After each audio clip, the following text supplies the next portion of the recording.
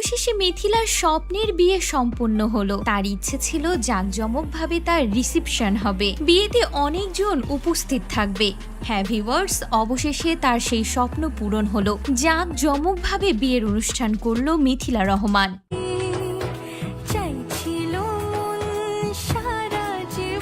তার আগের বিয়ের লেহেঙ্গা পরেই অনুষ্ঠান সম্পন্ন হয়েছে। এই জাঁকজমকপূর্ণ অনুষ্ঠান দেখে চোখের পানি ধরে রাখতে পারেনি মিথিলা। স্বামী ইয়াসিনকে জড়িয়ে ধরে কান্নায় ভেঙে পড়ে মিথিলা। বিয়েতে হাজির হয়েছিল একাধিক অতিথি। মিথিলাকে দেখতেও অনেক সুন্দর লাগছিল। তো ভিউয়ার্স, চলুন তার বিয়ের মুহূর্তগুলো আমরা উপভোগ করি।